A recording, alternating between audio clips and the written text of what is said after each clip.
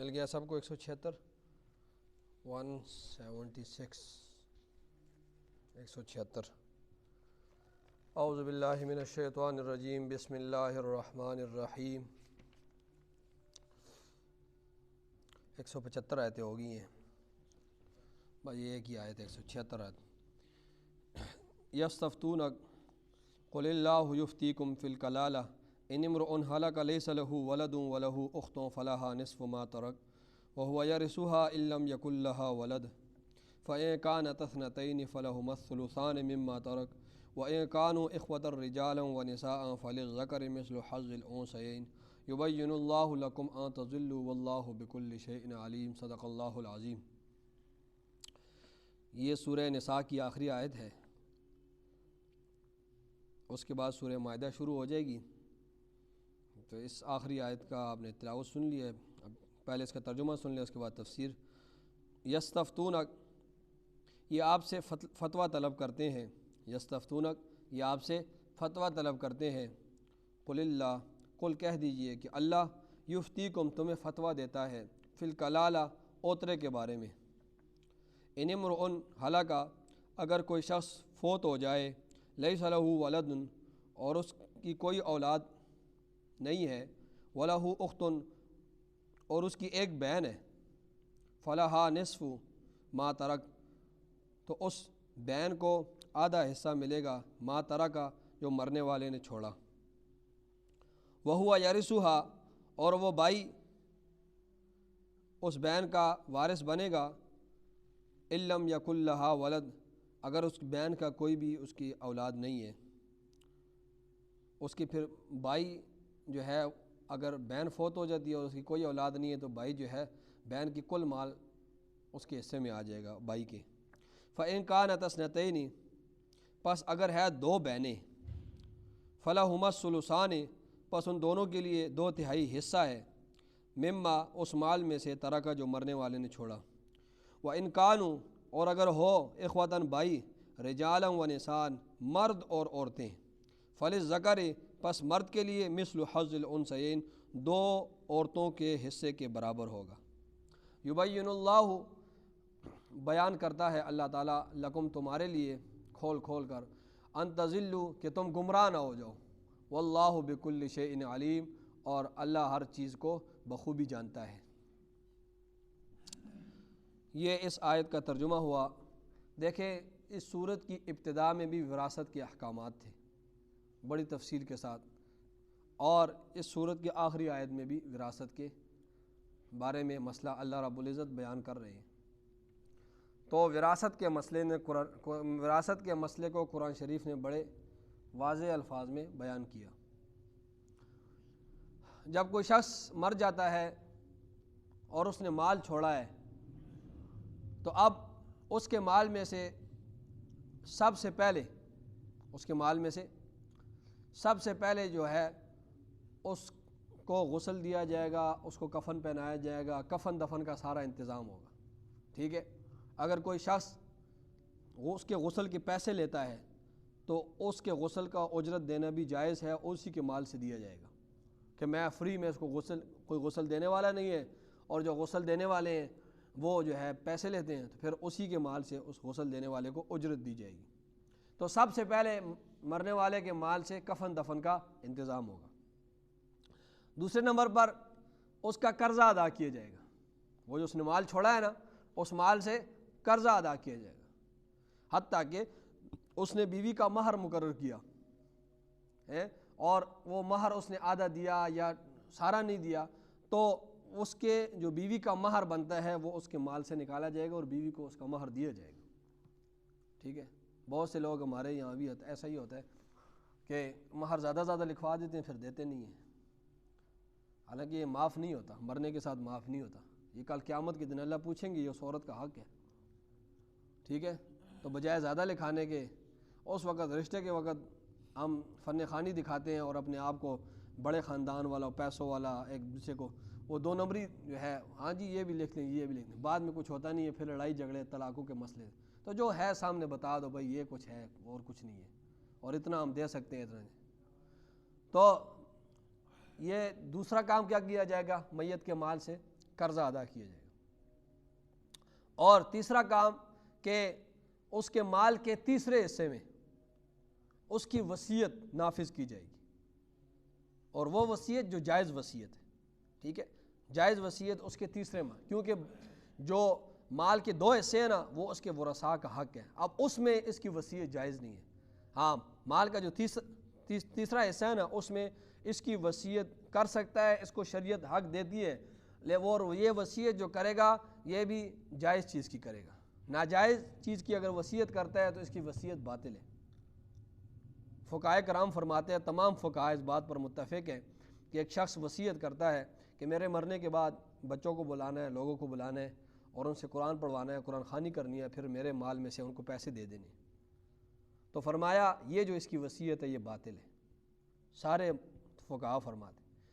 کہ جو یہ پیسے دے رہا ہے، قرآن کے بدلے پیسے دے رہا ہے نا، تو قرآن کے بدلے پیسے لینا جائز نہیں ہے، تو یہ اس کی وصیت باطل ہے، ناجائز ہے، اور میت کو اس قرآن کا ایک حرف کا بھی ثواب نہیں پہنچے گا، ٹھیک ہے۔ ادھر تو بڑی بڑی دیگیں چڑھ رہی ہوتی ہیں تیسرے دن میں، اور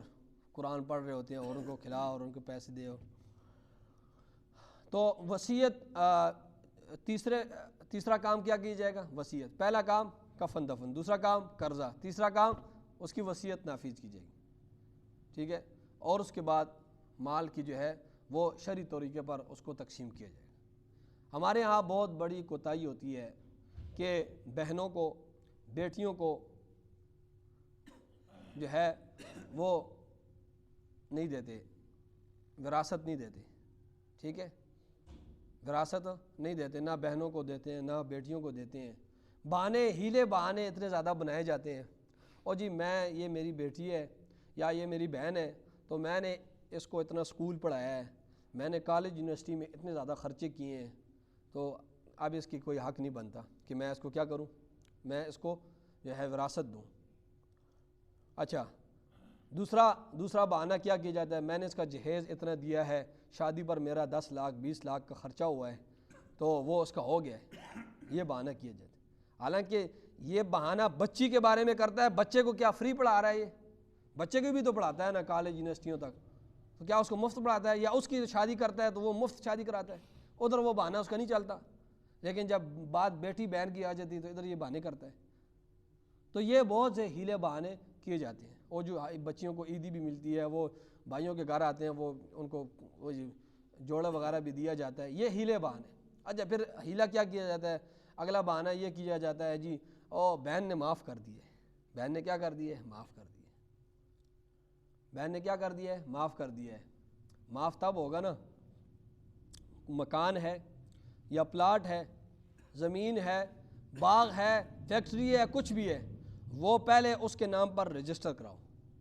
انتقال کراؤ، رجسٹر، قانونی کارروائی، اس میں اس کا مالک وہ بن جائے، 1-2 سال تک وہ اپنی زمین سے نفع حاصل کرے، جب وہ اس کے مکمل مالکان بن جائے قانونی لحاظ سے، پھر وہ تمہیں معاف کر دیے۔ اس طرح تو میں بھی کہہ دیتا ہوں، آپ کو کہہ دیتا ہوں یہ پورا پاکستان ہے، یہ لے لو، اس طرح تو کچھ نہیں، میرے قبضے میں ہے ہی نہیں ایک چیز۔ جب ایک چیز میرے قبضے میں ہے ہی نہیں ہے تو میں اس کا مالک ہی نہیں ہوں، تو جب میں مالک نہیں ہوں تو میں اس کو معاف کس طرح کر سکتا ہوں؟ یہ سامنے گھر ہے، میں کہتا ہوں ذوالفقار صاحب یہ آپ گھر لے لیں، اب میں اس کا مالک ہی نہیں ہوں گھر کا، تو میرے قبضے میں نہیں ہے، قانونی طریقے سے میرے قبضے میں آئے گا تب جا کر، جب میرے قبضے میں، پھر مجھے معافی کا اختیار ہے۔ تو جی بہن نے معاف کر دیا، اور بہنیں کہتی ہیں ہم اگر پھر بھائی کے گھر جائیں گے ہمارے رشتے ختم ہو جائیں گے، ہم کس منہ سے جائیں گے؟ آج کل تو پھر بھی جاتے ہیں، لیکن اس کے بعد اگر جائیں گے تو پھر ہمیں گھر میں بھی نہیں چھوڑا جائے گا اور پھر ہمیں چھوڑتے ہیں۔ تو یہ بہت بڑے بخاری شریف کی حدیث ہے، میں آخر میں بیان کروں گا وراثت کی، تو ہمارے جو ہے دماغ کھل جائے گا وہ حدیث سن کر۔ تو یہ ہیلے۔ اچھا، پھر آخری ہیلا یہ کیا جاتا ہے جی یہ جو زمینیں ہیں یہ انگریزوں کے دور سے آئی ہیں، انگریزوں کے دور سے ہمارے آباء و اجداد کو منتقل ہوئی ہیں، اور انہوں نے جو ہے ہمارے آباء و اجداد نے جو ہے وہ تقسیم نہیں کی، ہمارے پھپھیوں کو، خالاؤں کو نہیں دی ہے، تو جو ہے ہم کیوں کریں جی، وہ انہوں نے دی بھائی، انہوں نے نہیں دی، انگریز نے اگر اس طریقے سے تقسیم نہیں کی زمینیں تو انگریز نے تو چلے نہیں کی۔ اچھا، پھر آپ کے آباء و اجداد نے نہیں کی تو آپ تو کرو نا، یہ تو نہیں ہے کہ انگریز نے اس طرح دے دی اور آپ کے آباء و اجداد نے بھی نہیں کی۔ آباء و اجداد تو چلو قبر میں ان کو آگ لگی ہوئی ہے جہنم کی، کہ حق تلفی اس نے کی ہے، میں آخری حدیث بیان کروں گا بخاری شریف کی آخر میں، اس کے آپ کے آباء و اجداد کو تو آگ لگی ہے، تو آپ اپنی قبر میں جا رہے ہو، آپ کیوں اپنی قبر میں آگ لگا رہے ہو؟ یہ ہیلے بانے نہیں چلتے۔ قرآن بڑے واضح انداز میں، دیکھیں سورہ نساء ہے، اس میں شروع میں بھی اللہ رب العزت نے وراثت کے احکام بیان کیے، آخر میں بھی بیان کر رہے ہیں، بار بار بیان کر رہا ہے۔ اللہ کو پتہ تھا کہ یہ لوگ بہنوں کو وراثت نہیں دیں گے، لیکن اللہ تاکید کے ساتھ بیان کرتا ہے۔ کل یہ بہانہ نہ بنائے کل قیامت کے دن، یا اللہ ہمیں خبر ہی نہیں تھی، قرآن میں اس کا ذکر ہی نہیں تھا، حدیث میں ذکر، ہر چیز اللہ رب العزت نے بیان کی ہے۔ اچھا، اگلی بات کہ سورہ نساء میں کی ابتدا میں سارے احکامات بیان ہوئے تھے، اور اس میں یہ ایک مسئلہ بیان ہوا تھا، آپ سن چکے ہیں جو روز آتے ہیں ترجمہ سننے کے لیے، کہ اگر ایک آدمی کی ماں شریک بہن بھائی ہیں، ماں شریک بہن بھائی ہیں، تو پھر کل مال کا تیسرا جو حصہ ہے نا، وہ ان بہن بھائیوں میں تقسیم کیا جائے گا، اور وہ برابر برابر تقسیم کیا جائے گا۔ یہ نہیں کہا جائے گا کہ یہ بھائی ہے تو اس کو ڈبل حصہ دے دو، بہن ہے تو اس کو ایک حصہ، نہیں،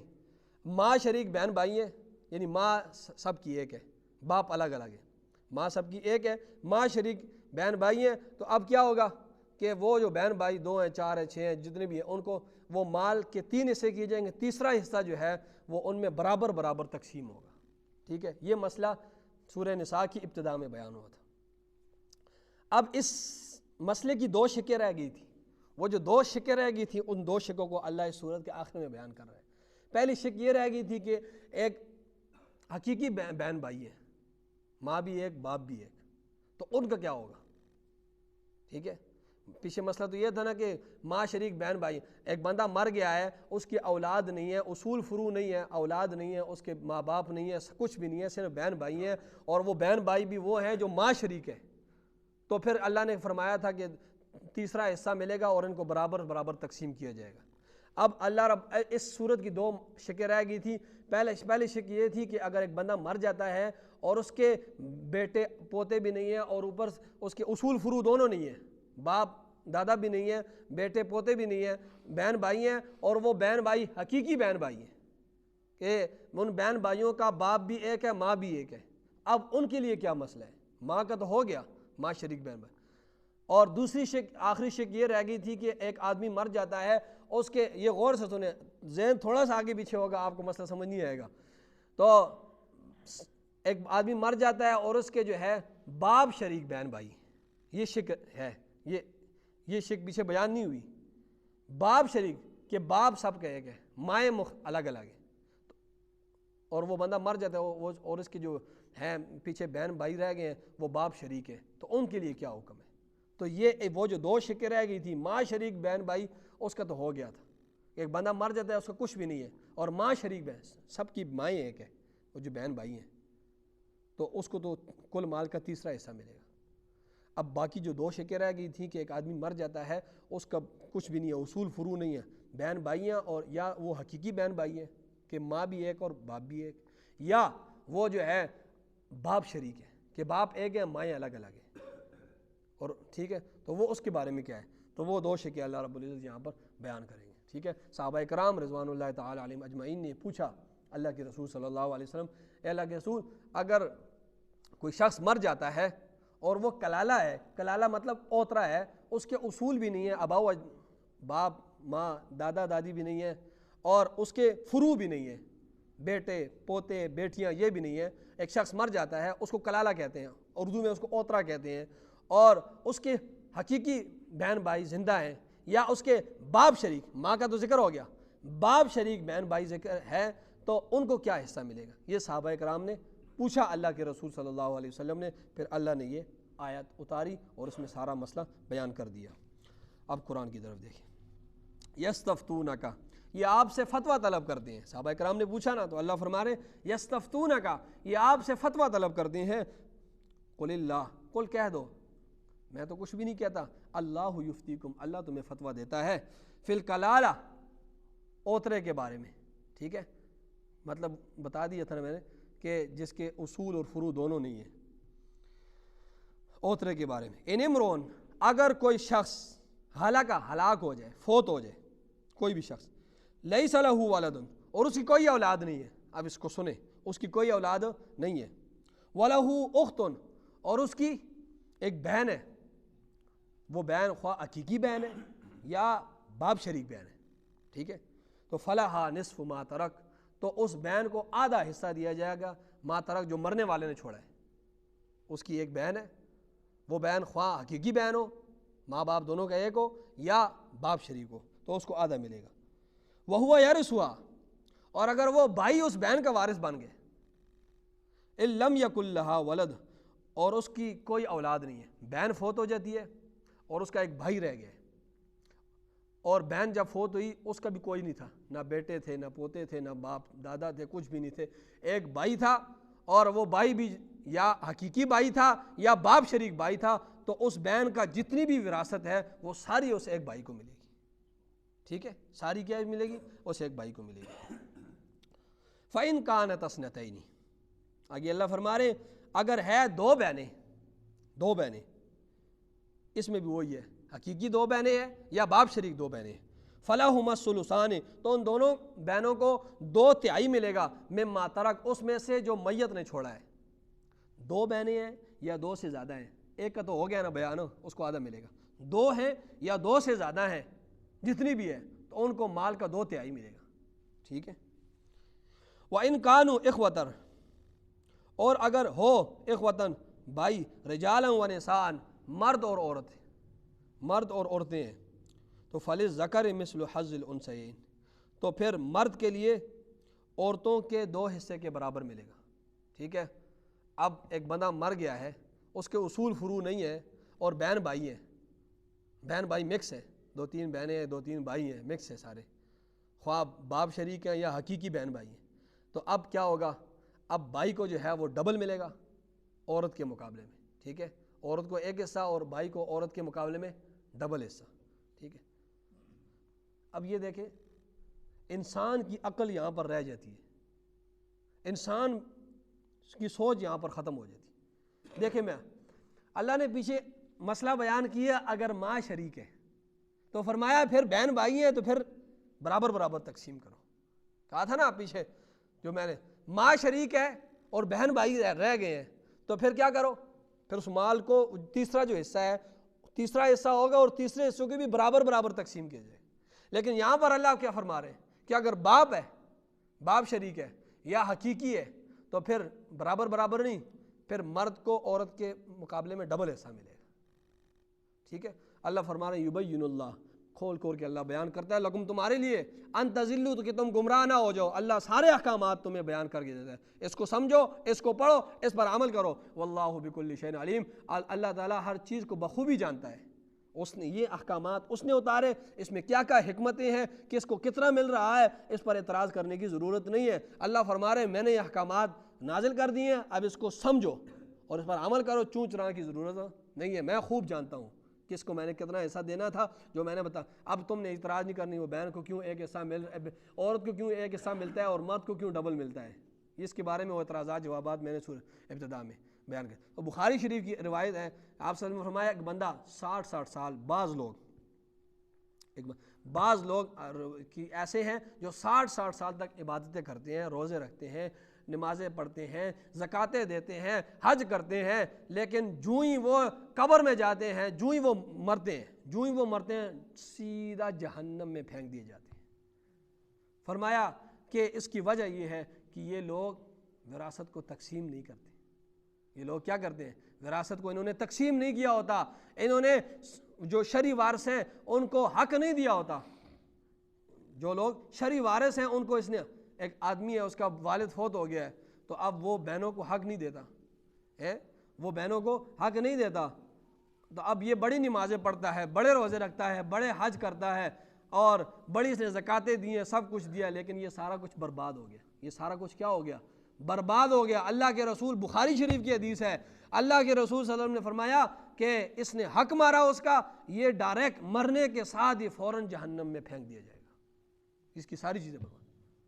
تو اس لیے بھائیوں، بزرگوں، اس مسئلے میں خوب احتیاط کریں، دعا کر لیں۔ آمین۔ الحمدللہ رب العالمین والعاقبۃ للمتقین والصلاۃ والسلام علی سید الانبیاء والمرسلین، ربنا آتنا فی الدنیا حسنہ وفی الآخرۃ حسنہ وقنا عذاب النار، صلی اللہ یہ ہماری سورہ نساء ختم ہو گئی ہے، بس اب یہ ایک ہی صورت رہ گئی، سورہ مائدہ۔